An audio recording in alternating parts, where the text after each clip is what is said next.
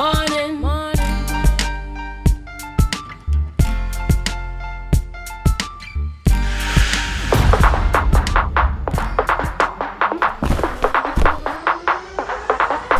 Hey.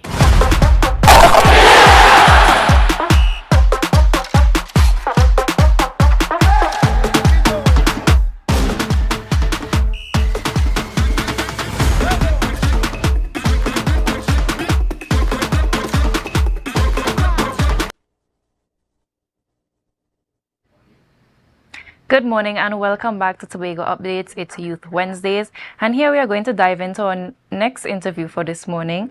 We're going to be joined by Flight Lieutenant Ryan Ottley, and we are going to be talking about the 3W tournament, Women, Warriors, and Wellness. It returns for its second edition, spotlighting the power of sports, service, and womanhood.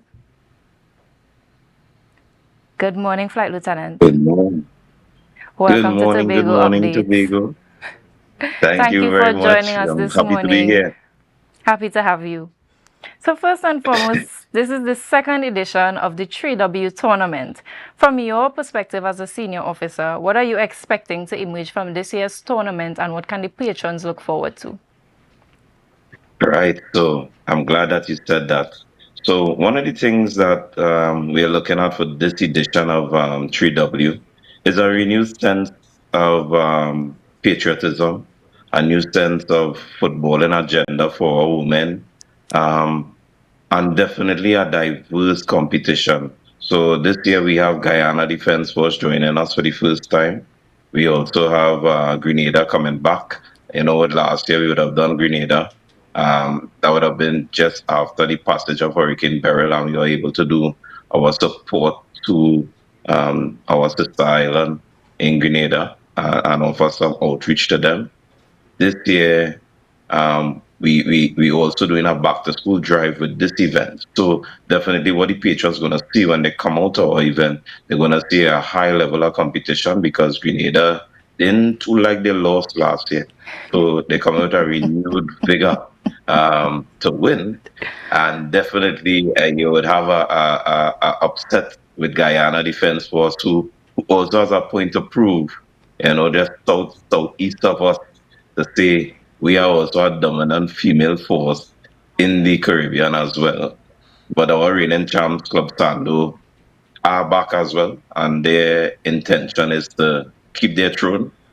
We have upgraded our medals and we have upgraded our prizes. So when we sent it out, everybody was excited to see what they can win and the opportunities are there for them. But generally, the patrons going to have time. They're going to have a lot of fun. We've also renewed our partnership with Northwest Regional Health Authority in Trinidad, who has given their dedication to come out and support. So the wellness part of it, they're going to be there offering their services again. So the patrons that come out, they're going to check your cholesterol and they're going to check your blood pressure and those sort of things as a wellness aspect of the competition. And for the kiddies and stuff, especially on the last day of our competition, it's going to be a lot of fun, a lot of prizes to give away, a bouncy castle and those sort of stuff to bring all the family and have a good time with us at the 3W competition. Yeah. Sounds like a lot of good things to look forward to, and it's always good to have healthy competition. So Grenada coming back for that loss that they had, we know our girls have to step it up. So you mentioned what I'll say to you, sorry, one more thing. Is for the first time we're also going to have a representative team from Tobago. So Tobago Chicas are going to be in. I know they have a point to prove as well. Yes, they do. So it's going to be a battle. So I definitely come out and support. That's what we're going to say. Thank you so much for all that information. And you mentioned the whole point of you doing a back to school drive. That is important, that we are giving back to our community. And we oftentimes we do a lot of these tournaments and people look at it as just, people playing football, and they don't understand that sometimes into the planning goes that opportunity for us to give back to our community and our patrons who come out to support us. And you mentioned some of your sponsors. Can you give us a bit more of the people who are involved and helping to make this tournament what it is? Sure, sure. So definitely, the outreach aspect is the one of the most critical part for the organizers of this competition.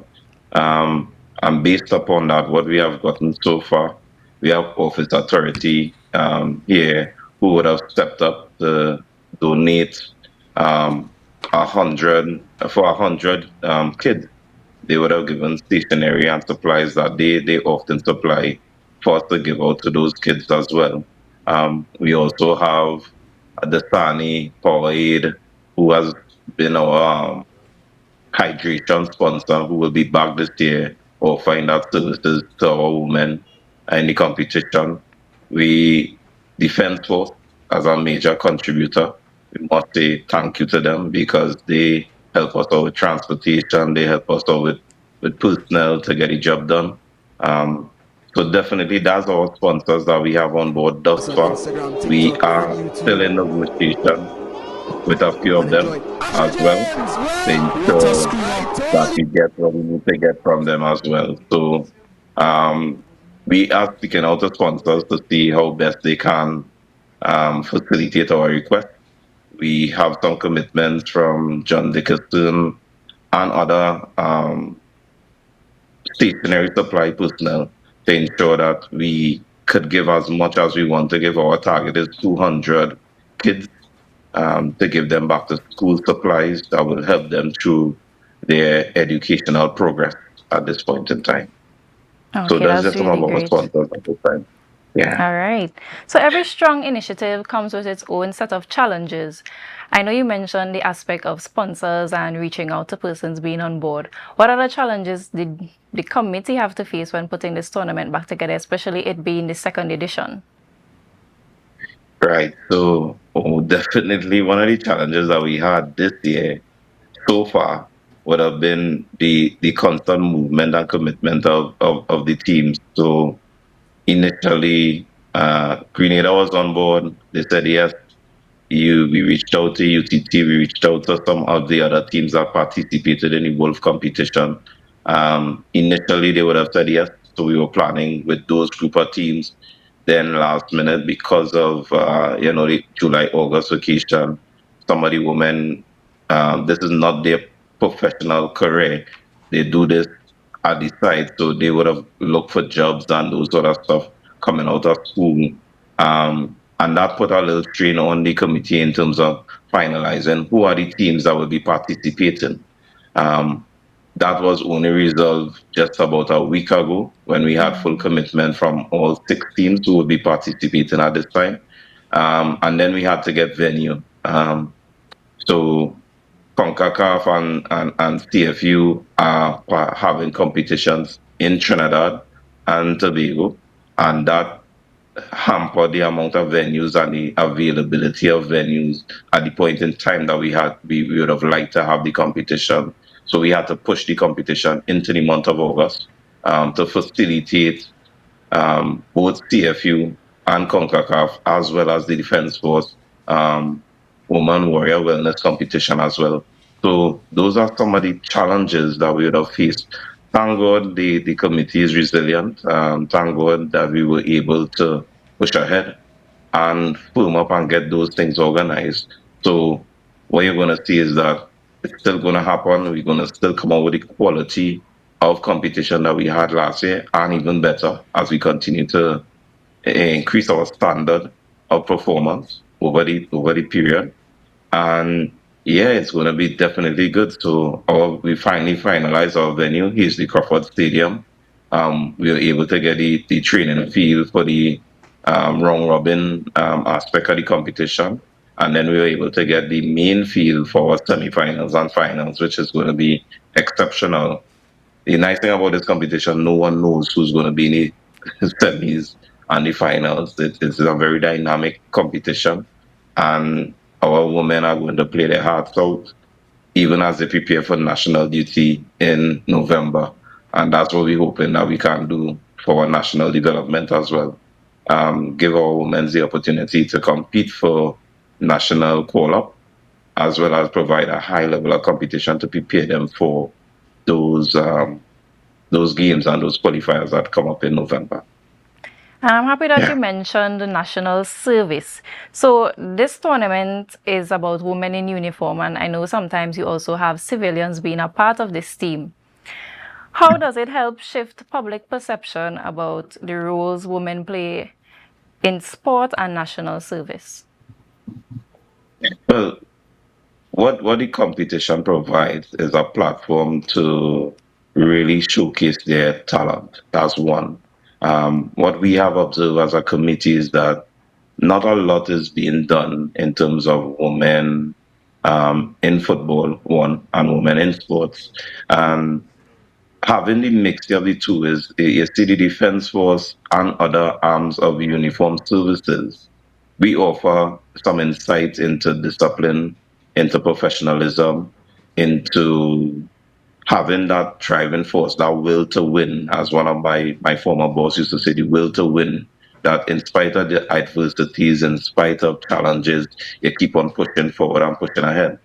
The the connection between civilian players and our military service women is that they are able to bring that balance to the team and that development to women as well by providing the opportunity for them to play along each other.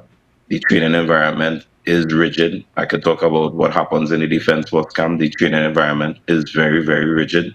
It is basically military run to ensure that we get the best out of the players, that they are the peak of fitness, that they know how to operate as a team, they collaborate on events of um, team building and nation building as well. So these outreach teaches them, listen, as much as you receive, it's even better when you give.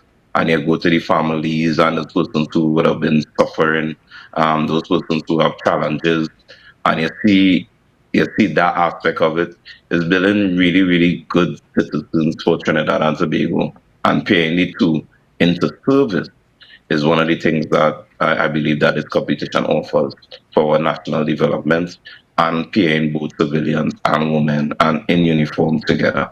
They balance out each other. Yeah. And I know in one of the clips that is being shown on the screen to our viewers, we have the Asha James. She's one of our Tobago born footballers. She's actually a classmate of mine. So to see also the progression that she has gone through, even from school, the discipline that she's had.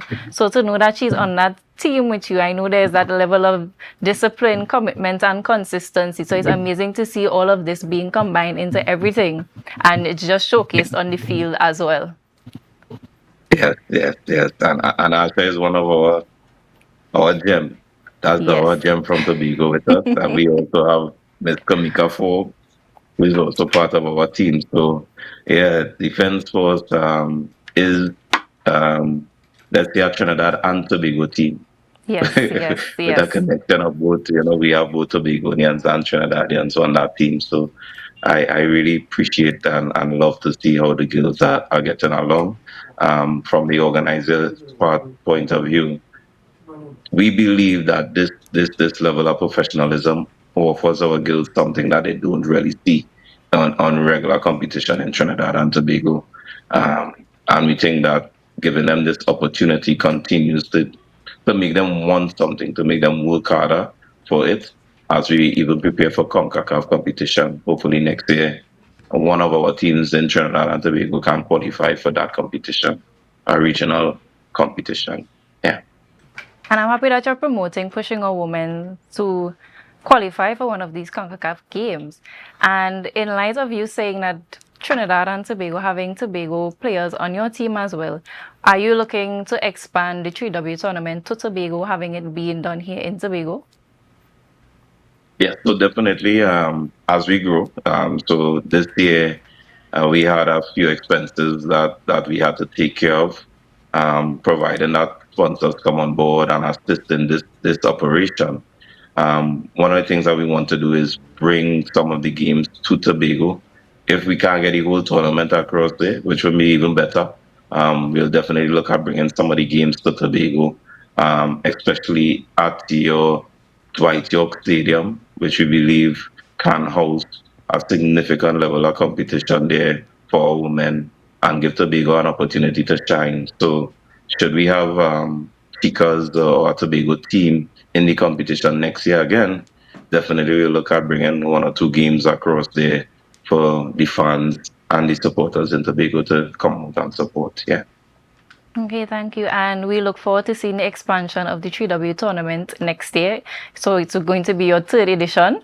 Thank you so much for joining us here this morning at Tobago Updates. Thank you for sharing all that you have to let us know. Can you please just, before we wrap up, give the patrons and our viewers the dates and the time and location of this tournament? Sure. So the competition takes place from the 4th of July.